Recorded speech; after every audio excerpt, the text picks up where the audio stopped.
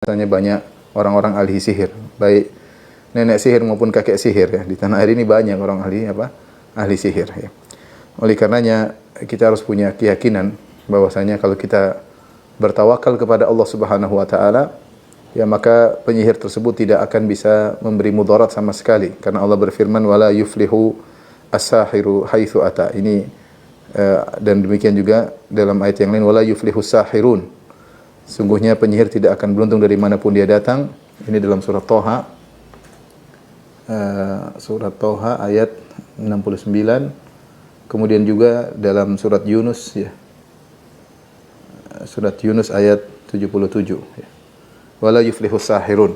Sungguhnya orang-orang penyihir tidak akan beruntung. Ayat ini didatangkan oleh Allah Subhanahu wa taala setelah Allah menjelaskan tentang duel yang terjadi antara para penyihir yang didatangkan oleh Fir'aun untuk berduel melawan Nabi Musa alaihissalam. Allah Subhanahu wa taala berfirman setelah pertemuan antara Musa dengan para penyihir tersebut, qalu ya Musa imma an tulqiya wa imma an nakuna awwala man alqa. Para penyihir berkata, wahai Musa, engkau yang melempar tongkatmu terlebih dahulu ataukah kami yang melemparkan tongkat-tongkat kami terlebih dahulu? Musa menjawab alaihissalam, qala bal alqu. Kata Nabi Musa, kalian yang lempar terlebih dahulu. Fa idza hibaluhum wa isiyuhum yukhayyalu ilaihi min sihrihim annaha tas'a. Maka tiba-tiba tali-tali yang mereka lemparkan dan tongkat-tongkat yang mereka lemparkan dikhayalkan kepada Musa karena sihir mereka seakan-akan benar-benar bergerak menjadi ular. Fa aujasa fi nafsihi khifatan Musa. Rupanya sihir tersebut berpengaruh kepada Nabi Musa, dikhayalkan kepada Musa bahwasanya benar-benar tali-tali dan tongkat-tongkat yang dilemparkan oleh para penyihir benar-benar bergerak. Fa aujasa fi nafsihi khifatan Musa. Musa pun takut. Maka Allah berfirman, "Qulna la takhaf." Kami katakan, jangan kau takut wahai Musa. Innaka antal a'la. Sungguhnya kau yang akan menang. Wa alqi ma fi yaminika talqaf ma sana'u. Lemparkanlah apa yang ada di tanganmu, tangan kananmu, yaitu tongkatmu. Talqaf ma sana'u. Niscaya tongkatmu akan memakan ular-ular mereka tersebut. Innama sana'u kaidu sahir. Sungguhnya yang mereka lakukan hanyalah tipu daya seorang penyihir. Wala yuflihu sahiru haitsu ata. Allah tutup ayatnya tentang kisah duel antara Musa dengan para penyihir Fir'aun tersebut. Wala yuflihu sahiru haitsu ata. Bahwasanya penyihir tidak akan beruntung dari manapun dia datang. Di sini Allah mengatakan wala yuflihu sahiru haitsu ata. Allah alam bisawab, sebenarnya Allah mengatakan karena tidak beruntung penyihir dari manapun dia datang, karena ketika itu Fir'aun mengumpulkan seluruh penyihir yang ada di Mesir. Kita tahu bahwasanya ketika di zaman itu yang lagi booming di zaman Nabi Musa adalah sihir. Sehingga orang berbangga-banggaan punya ilmu sihir. Sehingga banyak yang belajar sihir dan mereka saling bangga-banggaan tentang sihir yang mereka lakukan. Dan Nabi Musa dianggap penyihir. Oleh karenanya Fir'aun mengumpulkan seluruh penyihir dari berbagai negeri untuk berkumpul di kota Mesir untuk berduel dengan Nabi Musa alaihissalam. Ada yang mengatakan sampai ratusan penyihir, ada yang sampai ribuan penyihir. Wallahu alam bisawab, entah berapa jumlah para penyihir tersebut, tapi jumlah penyihir tersebut banyak. Mereka datang dari berbagai penjuru. Allah mengatakan wala yuflihu sahiru haitsu ata. Dari manapun mereka datang tidak akan beruntung. Dari manapun mereka datang tidak bakalan beruntung, ya. Makanya dikatakan dalam Al-Qur'an fujumi as-saharatu limiqati yaumin ma'lum. Dikumpulkan para penyihir pada hari yang telah ditentukan, yaitu hari berduel dengan Nabi Musa alaihissalam. Nah, firman Allah Subhanahu wa taala tentang wala yuflihu sahiru haitsu ata, penyihir tersebut tidaklah beruntung. Ini diambil faedah oleh para ulama. Yang pertama bahwasanya para penyihir kafir. Penyihir adalah hukumnya kafir. Hukumnya kafir, ya. Karena dia bekerja sama dengan syaitan, ya. Jadi tidak bisa melakukan sihir kecuali dia bekerja sama dengan syaitan. Dan terlalu banyak dalil menunjukkan bahwasanya penyihir itu kafir. Seperti firman Allah Subhanahu wa taala, "Wa ma kafara Sulaimanu walakinna syayatina kafaru yu'allimuna an-nasa as-sihra." Sulaiman tidaklah kafir, tapi setan-setanlah yang kafir karena mereka mengajarkan kepada manusia tentang sihir, ya. Jadi para penyihir adalah kafir karena mereka belajar sihir dan mereka mempraktikkan sihir, maka mereka kafir, ya. Yang kedua di antara dalil yang menunjukkan bahwasanya para penyihir kafir, Allah tidak mengatakan la yuflih, tidak beruntung dalam Al-Quran. Setelah kita istiqra artinya kita tatabbuk, kita ngecek ayat-ayat dalam Al-Quran yang menyebutkan tidak beruntung, kecuali Allah sematkan kepada orang-orang yang kafir. Seperti firman Allah Subhanahu wa taala, innal ladzina yaftaruna 'ala Allahil kadhiba la yuflihun. Contoh, Allah berfirman, innal ladzina yaftaruna 'ala Allahil kadhiba la yuflihun. Sungguhnya orang-orang yang berdusta atas nama Allah la yuflihun, tidak beruntung. Mereka kafir. Allah sebutkan la yuflihun ini tidak beruntung hanya untuk orang kafir. Seperti juga firman Allah Subhanahu wa taala, ya, faman azlamu mimman iftara 'ala Allahi kadziban aw kadzdzaba bi ayatihi innahu la yuflihul mujrimun. Siapakah yang lebih zalim daripada orang yang berdosa atas nama Allah dan mendustakan ayat-ayat Allah? Innahu la yuflihu al mujrimun. Sungguhnya tidak beruntung orang-orang para pendosa. Maksudnya orang kafir. Ya. Innahu la yuflihul kafirun. Dalam ayat yang lain, sungguhnya tidak beruntung orang-orang kafir. Jadi perkataan Allah tidak beruntung, di mana Allah menafikan keberuntungan secara total, tidak lain kecuali kepada orang kafir. Ketika Allah Subhanahu wa taala mengatakan innahu la yuflihus sahirun wa la yuflihus sahiru haitsu ata, menunjukkan bahwa tidak beruntung para penyihir, maksudnya penyihir adalah kafir, keluar dari Islam, ya. Ya, karena mereka telah bekerja sama dengan syaitan. Ini di antara dalilnya kafir. Pertama, karena kerja sama dengan syaitan.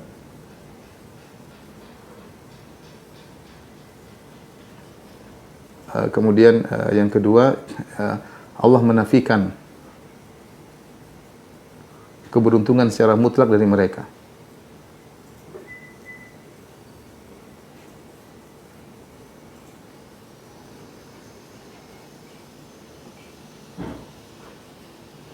Tapi yang kedua, faedah yang kedua dari firman Allah, la yuflihu sahirun atau la yuflihu sahiru haitsu ata, bahwasanya para penyihir tidak pernah beruntung.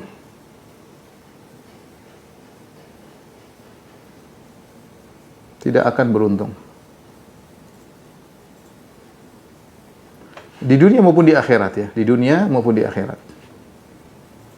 Di dunia tidak beruntung, apalagi di akhirat. Di akhirat jelas, ya, di neraka jahanam.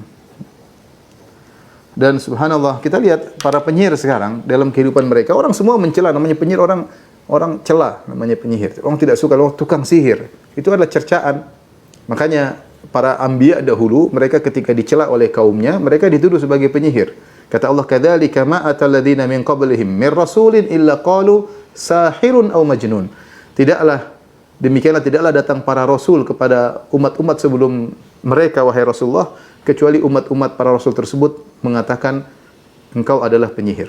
Jadi ketika mereka tidak suka dengan para rasul, mereka nuduh para rasul adalah penyihir. Termasuk Rasulullah SAW. Rasulullah SAW dituduh sebagai penyihir. Jadi kata penyihir itulah kata yang dibenci dan tidak disukai oleh masyarakat. Meskipun mungkin dia hebat, tapi namanya penyihir dicerca, kata yang menunjukkan kehinaan bagi orang yang dicap sebagai sebagai penyihir. Di dunia saja mereka sudah tercela. Kemudian di dunia, lihatlah bagaimana kehidupan mereka. Kita lihat model penyihir yang ada sekarang di Indonesia aja, lihat model dukun, menyedihkan penampilan mereka, ya. Dengan rambut yang ini kadang, kemudian dengan cincin yang bermacam-macam, kemudian dengan kalung dengan kita lihat saja wajah mereka saja sudah menunjukkan kerendahan dan kehinaan, ya. Karena demikian dia suka dengan aura-aura syaitan, ya, aura-aura jin, sehingga bekerja sama dengan ini, sehingga penampilannya sudah menunjukkan dia terhina. Kehidupannya sengsara, ya. Kehidupan keluarganya juga sengsara, kehidupan anaknya sengsara, kadang dijauhi oleh keluarganya, ya, kadang dijauhi oleh masyarakat. Kehidupan yang menderita, melakukan hal yang aneh-aneh, ya, para tukang sihir tersebut. Kemudian di antara yang menunjukkan mereka terhina, mereka tidak beruntung, mereka mungkin memiliki ilmu tertentu. Mereka bekerja sama dengan syaitan, melakukan apa yang diperintahkan syaitan. Syekhul Islam menyebutkan akan hal ini. Mereka melakukan hal yang aneh-aneh yang syaitan perintahkan, tapi ujung-ujungnya ilmu mereka terbatas. Mereka tidak bisa lebih daripada hal tersebut, ya. Ya, mereka pinginnya bisa hebat sehebat-hebatnya, tidak mampu. Kemampuan mereka terbatas karena kemampuan syaitan terbatas. Padahal mereka sudah melakukan kesyirikan dengan berbagai macam kesyirikan, mereka melakukan kekufuran dengan berbagai macam kekufuran, terkadang menumbalkan ini, menumbalkan itu, terkadang keluarga ditumbalkan, Dengan berbagai macam kekufuran yang mereka lakukan, kemampuan mereka pun terbatas sehingga mereka tidak bisa melampaui apa yang mereka harapkan. Dan demikianlah, tidak ada sekarang kita lihat seorang penyihir. Coba pernah dengar dalam kehidupan kita penyihir bahagia, penyihir? Tidak ada. Tidak ada. Dia mungkin ditakuti oleh orang ya karena atau didatangi oleh orang karena keperluan. Orang ingin menyihir fulan ya. Ada keperluan duniawi sehingga datang kepada dia, tapi di sini hidupnya terhina. Hidupnya terhina itu di dunia. Betapa sering penyihir kalau dia tidak bertobat kepada Allah, hidupnya sengsara, meninggalnya sengsara, susah untuk meninggal dunia. Allah sudah hinakan dia di dunia sebelum di akhirat. Di akhirat jelas di neraka jahanam selama-lamanya. Nah, yang ketiga faedah yang penting untuk kita, wala yuflih sahiru haitsu ata, yaitu jika bertawakal kepada Allah,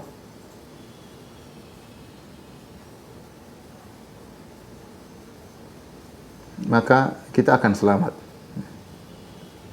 Akan selamat. InsyaAllah kalau kita menjaga diri dengan salat 5 waktu, kemudian dengan zikir pagi petang, ya, InsyaAllah sihir tidak akan kena ya, dengan izin Allah Subhanahu Wa Taala ya. Kita baca surat Al-Baqarah dalam kehidupan kita, ya, kita jaga diri kita karena Allah Subhanahu Wa Taala telah menjelaskan, wa ma hum bidharrina bihi min ahadin illa biiznillah. Mereka tidak bisa memberi kemudaratan kepada siapapun kecuali dengan izin Allah. Kalau tidak izinkan tidak bakalan bisa. Tidak bakalan bisa. Setelah Allah menurunkan qul a'udzu birabbil falaq, qul a'udzu birabbin nas, maka ini adalah muawwidzat, adalah pelindung yang sangat kuat bagi seorang. Maka seorang jangan lupa zikir pagi petang, baca 3 qul pagi hari, 3 qul sore hari. Jangan lupa sebelum tidur baca ayat kursi, ya. InsyaAllah dia akan terhindar daripada sihir. Kita harus yakin wala yuflihu sahiru haitsu ata. Sungguhnya orang penyihir tidak akan beruntung. Kalaupun qadarullah kita tidak inginkan, ternyata kita waliyadzubillah terkena sihir, kita lawan dengan ayat-ayat Allah, dan biasanya akan berbalik kepada para penyihir tersebut. Betapa banyak penyihir yang mati gara-gara dia menyakiti, menyihir orang yang beriman, kemudian dilawan dengan ruqyah sehingga akhirnya banyak di antara mereka yang meninggal dunia. Dan ini peringatan bagi kita semua, pada kaum muslimin secara umum, jangan sekali-sekali berkontak sama para penyihir. Para penyihir tidak mendatangkan keberuntungan, mereka tidak beruntung sama sekali. Siapapun yang berkontak dengan para penyihir, maka dia tidak akan beruntung. Kelihatannya di awal mungkin dia beruntung, penghujungnya dia akan sengsara. Dia berhasil menyihir si fulan, dia berhasil memberi kemudaratan kepada lawan bisnisnya, dia berhasil memberi kemudaratan kepada orang yang dia lawan politiknya misalnya, atau yang dia tidak sukai. Mungkin dia menang di awal, tapi yakin suatu hari dia akan binasa.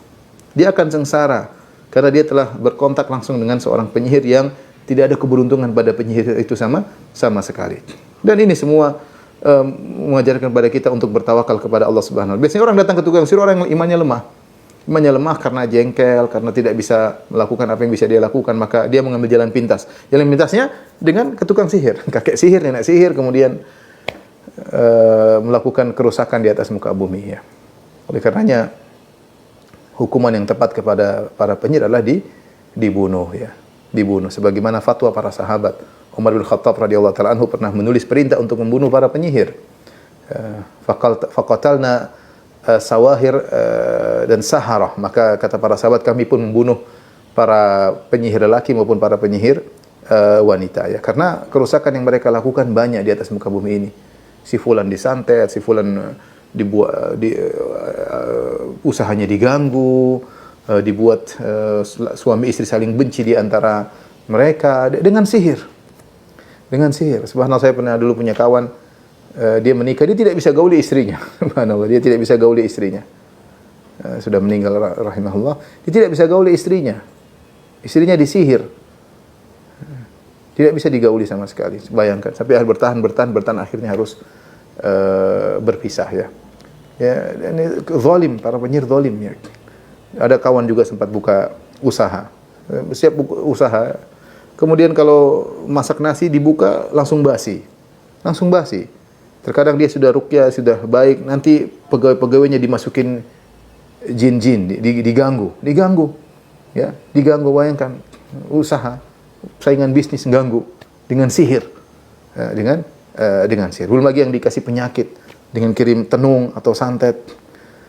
maka penyihir memang hukumannya harusnya dibunuh ya, sehingga membuat masyarakat bisa tenteram hidup, tidak khawatir dengan apa yang dilakukan oleh para penyihir tersebut. Tapi kita sebagai orang yang beriman, kita bertawakal kepada Allah Subhanahu wa taala, jangan lupa salat 5 waktu, zikir pagi petang, ayat kursi, surat Al-Baqarah. Itulah hal-hal yang bisa membentengi kita daripada para penyihir, dan Allah telah berfirman, wala yuflihus sahiru haitsu ata, bahwasanya para penyihir tidak akan beruntung. Dan bagi orang-orang yang terjebak dalam sihir, hendaknya mereka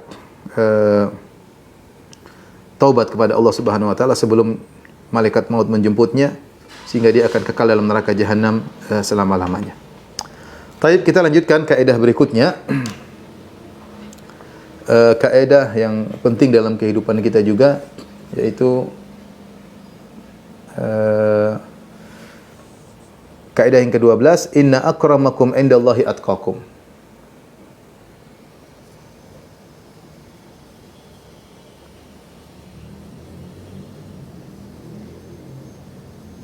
Yang artinya, sungguhnya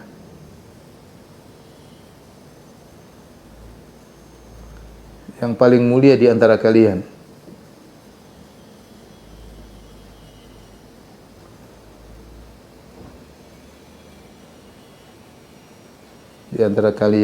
di sisi Allah,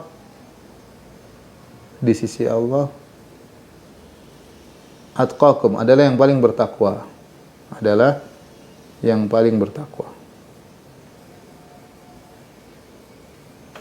Ini kaidah ya, diambil dari Quran surat Al-Hujurat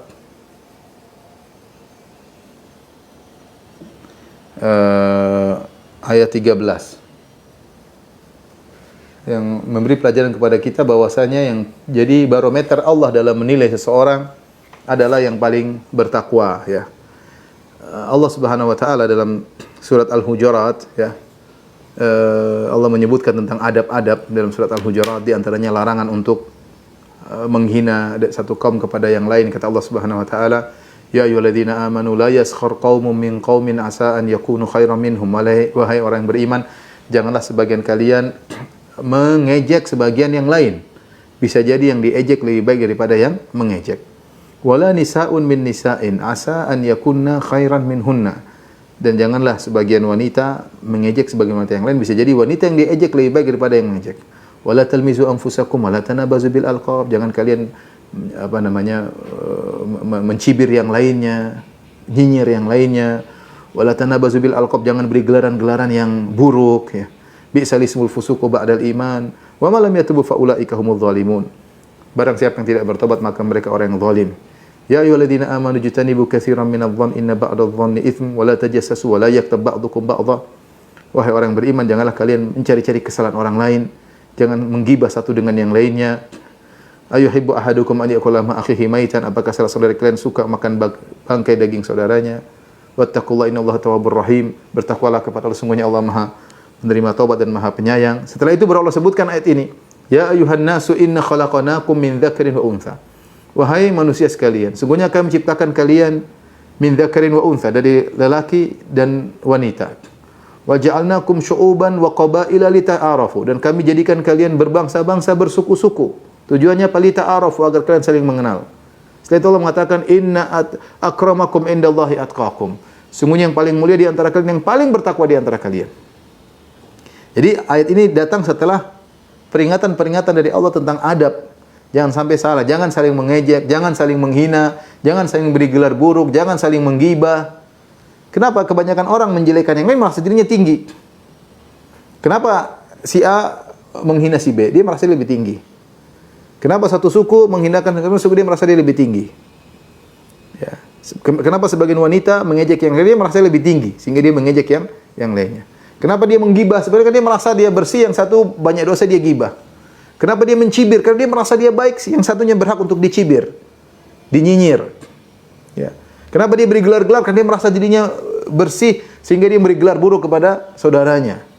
Allah ingatkan, setelah Allah ingatkan larangan menghina, mengejek, menggibah, merendahkan, mencibir, Allah mengatakan ingat, yang paling bertakwa, yang paling mulia di sisi Allah adalah yang paling bertakwa. Bukan yang paling jago mencibir, bukan yang sukunya apa, bukan Oleh karena Ibnu Taimiyah rahimahullah mengatakan, tidak ada dalam satu ayat pun, dalam hadis apapun, Allah memuji seseorang karena nasabnya. Dan tidak pernah Allah juga mencela seorang karena nasabnya, enggak ada. Enggak ada. Ya. Semua barometer, ya, perhatikan sini, barometer tentang ketakwaan, barometer tentang penilaian Allah, tidak ada nilai duniawi sama sekali. Ya. Perhatikan. Tidak ada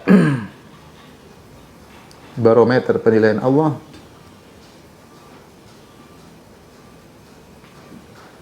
pada perkara duniawi sama sekali. Tidak ada sama sekali. Tidak ada Allah melihat karena nasab, tidak ada. Ini enggak ada juga. Nasabnya dari ini berarti Arab lebih bagus daripada non Arab. Keturunan Nabi berarti lebih mulia daripada yang tidak keturunan Nabi, enggak ada. Enggak ada. Jadi Bani Hashim daripada orang Jawa, enggak ada. Enggak ada, semuanya ketakwaan. Kalau nasab baik disertai dengan takwa, oke. Kalau nasab tanpa takwa, percuma. Ya. Kata Nabi SAW, man batta'a bihi amaluhu lam yusri' bihi nasabuh. Siapa yang amalnya lambat, nasabnya tidak bisa buat dia maju. Percuma. Ya, nasab tidak ada. Ya. Makanya dalam seorang penyair berkata, laqad rafa'al Islamu Salman al-Farisi wa qad wada'a al-kufru an-nasiba Aba Lahabin. Kata penyair bahwasanya Islam telah mengangkat Salman al-Farisi. Salman al-Farisi Persia, bukan Arab, apalagi Ahlul Bait, bukan. Tapi Allah angkat dia, Salman al-Farisi. Kenapa? Karena ketakwaannya. Waqad wada'a al-kufru an-nasiba Aba Lahabin. Kekufuran telah merendahkan Abu Lahab. Abu Lahab sampai dalam satu surat sendiri, surat Abu Lahab. Siapa? Paman Nabi SAW, nasab paling tinggi dari Quraisy. Abu Lahab bin Abdul Muttalib. Bapaknya Abu Lahab, kakeknya Nabi Abdul Muttalib, pemimpin orang Quraisy. Anaknya Abu Lahab, Allah bikin surat khusus. Allah menyebutkan surat khusus tentang Abu Lahab di neraka jahanam. Tabbat yada Abi Lahab wa tabb. Ya. Nasabnya sangat tinggi. Jadi tidak ada Allah melihat apa? Melihat nasab, enggak ada. Tidak ada Allah melihat apa? Suku, enggak ada. Ini karena dari suku ini kemudian mulia. Ya, suku enggak ada. Nabi SAW pernah bersabda, ya, la fadla lil arabi 'alal ajami walal ajami 'alal arabi illa bitaqwa, ya. Tidak ada keutamaan orang Arab di atas orang ajam, dan tidak ada keutamaan orang ajam di atas orang Arab kecuali dengan takwa. Tidak ada dalam Islam.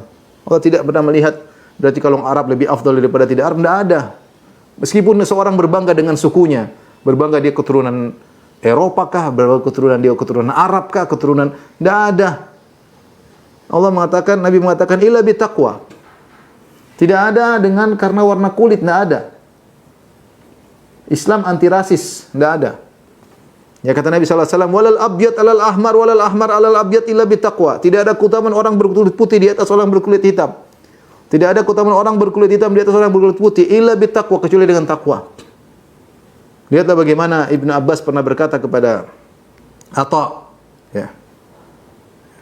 Ala adulluka ala imra'atin min ahlil jannah. Maka kau tunjukkan kepada engkau wahai Atha tentang seorang wanita penghuni surga. Mana wanita tersebut? Hadi imra'atun sauda. Ini wanita berkulit hitam. Rasulullah pernah bilang dia penghuni surga. Atatin Nabi sallallahu alaihi wasallam. Dia datang kepada Nabi dan dia berkata, "Ya Rasulullah, inni usra." Ya Rasulullah, aku terkena penyakit ayan.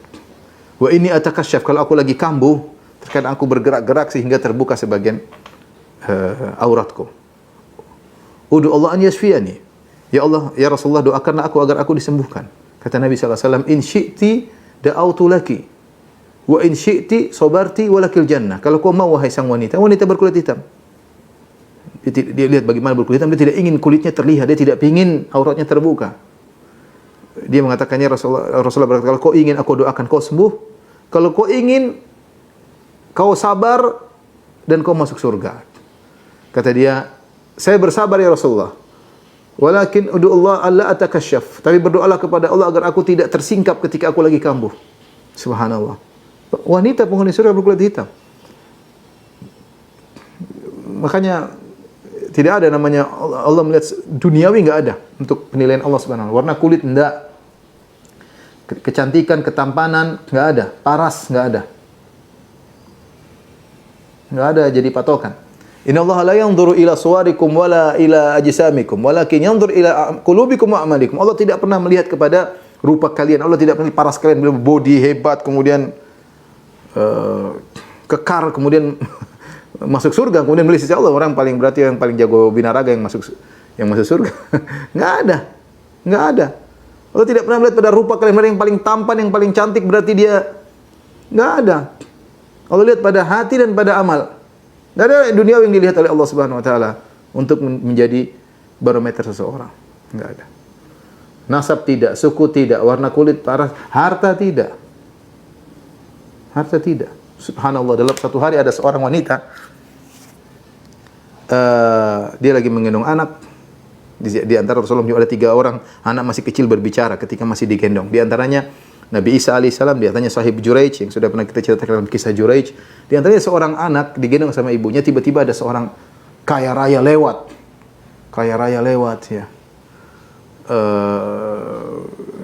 Kemudian ini orang kalau dia ngelamar pasti diterima, kalau beri syafaat pasti didengar, ya.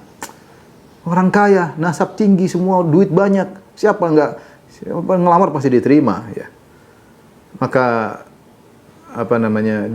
ibu itu berdoa, ya Allah jadikanlah anakku seperti kata anaknya, enggak, saya enggak mau seperti itu ibu. Kalau datang seorang lewat lagi, ya, yang satu dituduh macam-macam, padahal dia orang miskin. Ibunya berdoa, semoga anakku tidak seperti ini. Kata anak ini, ya Allah jadikan aku seperti dia. Ya, subhanallah. Anak ini berbicara sama ibunya. Yang pertama, yang kedua yang kau lihat, ibu yang kau lihat, yang kedua yang miskin kemudian dihina. Ini khairun min hadza bimil'il ardi min hadza. Orang ini lebih afdal daripada orang yang pertama. Satu bumi isinya orang pertama masih lebih afdal orang yang kedua.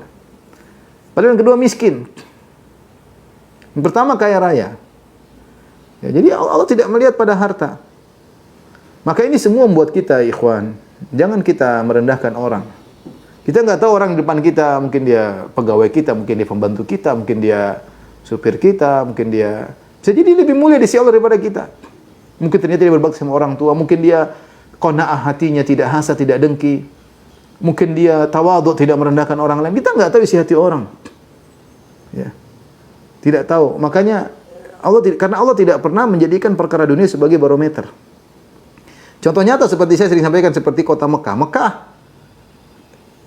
innaki la ahabbu ardillah ila Allah. Mekah adalah kota yang paling dicintai oleh Allah Subhanahu wa taala. Kalau dunia apa yang ada di Mekah? Masih lebih indah Puncak Bogor. dengan taman-tamannya, dengan indahnya, dengan hawanya. Mekah apa Mekah? Batu-batu gersang, enggak ada apa-apa. Tapi dia adalah kota yang paling dicintai Allah. Kenapa? Bukan karena duniawinya, bukan karena keindahannya, tapi karena situ ada Ka'bah. Orang beribadah di situ. Orang mengagungkan Allah di situ. Ini contoh, bahkan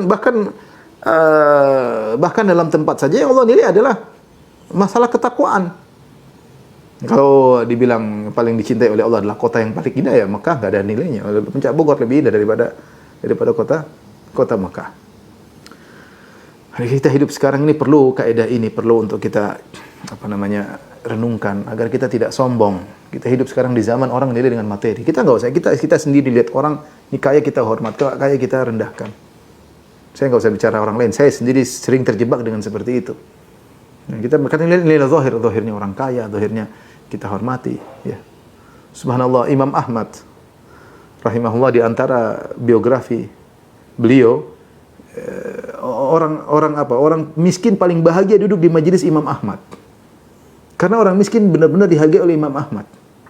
Orang miskin dengan kata Nabi sallallahu alaihi wasallam, "Innama tunsaruna bi du'afaikum." Sungguhnya kalian ditolong Allah dengan orang-orang lemah di antara kalian. Bi ikhlasihim wa du'aihim, dengan ikhlasnya mereka, dengan doa mereka. Orang miskin apa sih? Ya. Tulus berdoa. Ini kita yang punya duit ini kadang-kadang pikiran macam-macam, ini macam-macam. Jadi orang kalau sudah duduk orang miskin di majelis Imam Ahmad, dia paling bahagia. Kita zaman sekarang kita nilai adalah orang yang paling kaya yang kita hormati, orang yang miskin tidak kita hargai ketika berbicara dengan dia. Harusnya kita bagaimana menjadikan siapapun depan kita nggak tahu siapa yang lebih mulia di sisi Allah Subhanahu wa taala.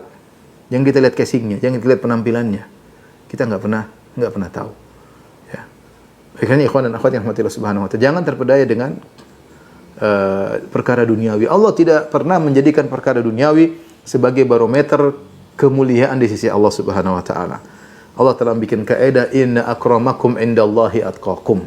Yang paling mulia di sisi Allah yang paling bertakwa. Kalau Anda kaya dan Anda bertakwa dengan kekayaan Anda akan mulia di sisi Allah. Yang penting kaya, yang penting Anda dekat dengan Allah dengan kekayaan Anda. Kalau Anda memiliki kedudukan, jabatan, Anda menjadi dekat dengan Allah jabatan tersebut, hebat. Ini yang dicari. Anda menjadi lebih bertakwa kepada Allah dengan jabatan Anda. Anda ada di keturunan orang terpandang, nasab Anda tinggi, Anda bertakwa kepada Allah dengan itu, menjadikan semakin bertakwa, nah, itu yang dicari. Karena dunia murni tidak pernah menjadi dilirik oleh Allah sama sekali, tidak pernah. Innallaha la yanzuru ila suwarikum wal ajsamikum. Allah tidak pernah melihat pada rupa kalian, para sekalian. Allah lihat pada amal kalian. Demikian juga para ibu-ibu, hati-hati, jangan terpedaya dengan tas paling bagus lah, jam paling bagus lah. Ya akhirnya kita punya jam bagus, punya tas bagus, malah merusak hati kita, menjadi kita semakin hancur di sisi Allah. Betapa banyak orang menjadi sombong dengan mobilnya paling bagus lah, dengan jamnya paling bagus, tasnya paling bagus, rumahnya paling bagus, dia malah rusak hatinya, angkuh, merendahkan yang lain, dia hancur. Meskipun dia dihormati oleh banyak orang, tapi dia hancur di depan Allah Subhanahu wa taala. Karena duniawi yang telah menggerogoti hatinya. Lihatlah bagaimana Nabi sallallahu alaihi wasallam, ya. Sikap dia terhadap tidak membeda-bedakan satu dengan yang lainnya. Bahkan Rasulullah SAW terkadang mengedepankan orang berkulit hitam, budak, dimuliakan oleh Nabi sallallahu alaihi wasallam. Lihatlah Bilal. Siapa Bilal? Budak Habasyi, kulit hitam. Pernah disiksa di Mekah. Ketika Fatu Makkah, Rasulullah SAW berhasil menaklukkan kota Mekah. Bilal disuruh naik di atas Ka'bah azan. Subhanallah. Apa nggak ada yang bisa azan? Bisa, tapi Bilal, sang hamba sahaya berkulit hitam, naik di atas Ka'bah mengumandangkan azan. Dilihat oleh kaum muslimin radhiyallahu taala anhu. Lihat ketika Nabi SAW pernah ketika Fatu Makkah, Rasulullah SAW masuk ke Ka'bah untuk sholat di situ. Zaman sekarang siapa yang bisa masuk Ka'bah? Mungkin kita antum presiden baru bisa masuk Ka'bah. Kalau jadi pegawai aja ya, jadi bos aja belum tentu bisa masuk Ka'bah. Hanya orang spesial yang bisa masuk Ka'bah. Ya, masalah dan mudarat kita, ya, namanya juga zaman sekarang. Zaman Nabi SAW ketika Nabi masuk Ka'bah, di samping Nabi ada orang-orang hebat, ada Abu Bakar, ada Umar, ada orang-orang, banyak orang ya. Ada orang-orang Quraisy, ada yang bernasab tinggi, ada Bani Hashim, ada Ibnu Abbas, ya, ada Al-Abbas bin Abdul Muttalib, orang-orang hebat. Ada orang baru masuk Islam dari Abu Sufyan yang pimpin Quraisy. Tapi siapa yang masuk Ka'bah sih? Yang masuk Ka'bah ternyata Nabi sallallahu alaihi wasallam, kemudian Bilal, Habasyi, Usama bin Zaid. Ini yang keempat adalah Utsman bin Talha. Utsman bin Talha kan dia yang megang kunci. Selain Utsman bin Talha Quraisy, ya. Selain Utsman bin Talha siapa? Nabi sallallahu alaihi wasallam, Bilal berkulit hitam, dan Usama bin Zaid. Tapi siapa Usama bin Zaid? Usama bin Zaid, bapaknya Zaid bin Harithah dulu budak. Usama berkulit hitam. Usama bin Zaid. Lihat, yang masuk Ka'bah ini Nabi. Yang masuk Ka'bah Nabi, Bilal dan Usama bin Zaid. Demikian juga ketika Nabi sallallahu alaihi wasallam haji wada, ketika Rasulullah SAW meninggalkan padang Arafah menuju ke Muzdalifah. Orang lepas dari padang Arafah, Nabi menjadi pusat perhatian. Nabi SAW berdoa ketika di padang Arafah di atas onta beliau, berdoa kepada Allah Subhanahu wa taala. Kemudian ketika Nabi meninggalkan padang Arafah, matahari terbenam menuju ke Muzdalifah, semua orang perhatian sama Nabi. Siapa yang digonceng oleh Nabi SAW? Yang digonceng oleh Nabi Usama bin Zaid, bekas budak berkulit hitam. Ayahnya dulu budak, dianya berkulit hitam. Dibonceng oleh Nabi sallallahu alaihi wasallam, kehormatan di sisi Nabi sallallahu alaihi wasallam, dan semua dilihat oleh para sahabat, ya. Ya, karena perendahan terhadap nasab adalah tradisi jahiliyah. Rasulullah SAW mengatakan, ya, 4 perkara jahiliyah yang tidak pernah hilang dari umatku, di antaranya at-ta'nu fil ansab, fakhru bil ahsab, mencela nasab orang, mencela suku orang, bangga dengan kedudukannya. Itu sampai sekarang jahiliyah. Suku ini apa ini, jahiliyah. Ya akhi, yang dinilai oleh Allah bukan duniawi, yang dinilai oleh Allah adalah ketakwaan seseorang. Lihatlah Ali bin Husain bin Ali bin Abi Thalib yang dikenal Zainal Abidin, cucu-cucunya Nabi sallallahu alaihi wasallam. Ali bin Husain, anaknya Al Husain namanya Ali bin Husain bin Ali bin Abi Thalib, dikenal dengan Zainal Abidin. Ketika dia masuk di Masjid Nabawi, banyak halaqah-halaqah ya yang dibuat oleh orang-orang Quraisy. Tapi dia datang kepada halaqahnya Zaid bin Aslam. Siapa Zaid bin Aslam? Maula, bekas budak. Dia datang kepada Zaid bin Aslam. Maka orang-orang berkata, "Anta rajul Quraisy, engkau adalah seorang Quraisy. Engkau cucunya Nabi sallallahu alaihi wasallam. Bagaimana kau menuntut ilmu duduk di majelisnya budak, bekas budak?" Orang-orang bilang sama dia, sama cucu-cucunya Nabi sallallahu alaihi wasallam, buyutnya Nabi sallallahu alaihi wasallam. Ya, maka Ali Zainal Abidin berkata, "Innama yajlisur rajulu ila man yanfa'uhu fi dinihi." Seorang itu duduk kepada orang yang bisa beri manfaat dalam agamanya. Ini meskipun dia bekas budak tapi dia beri manfaat kepada agama saya. Jadi ikhwan dan akhwat yang dirahmati Allah Subhanahu wa taala, inilah yang menjadi mulia di sisi Allah yang paling bertakwa. Maka percuma kita berbangga-bangga dengan dunia yang kita miliki, ternyata kita hina dan rendah di hadapan Allah Subhanahu wa taala. Ya. Tidak ada dalam Al-Qur'an Allah mencela atau menghina karena nasab sama sekali. Kata Ibnu Taimiyah rahimahullah taala, "Wa laisa fi kitabillahi ayatun wahidah." Tidak ada dalam Al-Qur'an satu ayat pun yamdahu fiha ahadan binasabihi. Tidak satu ayat pun Allah memuji seorang karena nasabnya. Wala yadhumu ahadan binasabi, dan tidak pernah dalam satu ayat pun ada Allah mencela seorang karena nasabnya. Wa innama yamdahul imana wa taqwa, yang Allah puji adalah iman dan takwa. Wa yadhummul kufra wal fusuq, dan Allah benci, yang Allah cerca adalah kekufuran, kefasikan wal isyan, dan kemaksiatan ya. Dan kemaksiatan. Jadi ini kaidah yang penting bagi kita. Kita mungkin punya barometer menilai orang, tapi Allah punya barometer sendiri. Barometer Allah adalah ketakwaan. Jadi kita berusaha kalau ada orang bertakwa kita hargai ya. Meskipun secara casing duniawi dia tidak memiliki apa-apa, kita tidak tahu juga ya. Terkadang sepertinya biasa-biasa tapi dia memiliki amalan hati yang sangat tinggi yang kita kalah jauh dari dia. Tidak ada rasis dalam Islam ya. Tidak ada kesukuan ya.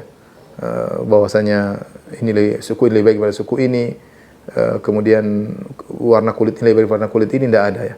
Yang jadi patokan dalam Allah sangat mudah, inna akramakum indallahi atqakum, yang paling mulia di sisi Allah, yang paling bertakwa di antara kalian. Baik, mungkin demikian saja Pak Indra dan juga kawan-kawan yang saya sampaikan. Kalau ada yang bertanya mungkin satu dua pertanyaan saya persilahkan. Wallahu taala alam bisawab. Ini ada pertanyaan. Assalamualaikum warahmatullahi wabarakatuh, Ustaz. Sekarang ada pengobatan dengan cara hipnoterapi atau pengobatan dengan cara dihipnotis. Biasanya untuk menangani gangguan jiwa. Apakah pengobatan seperti ini diperbolehkan, Ustaz? Saya tidak tahu hakikat hipnoterapi. Ya, kalau memang itu secara medis oke, tanpa ada jin, tanpa ada yang lainnya, semua yang bermanfaat itu baik.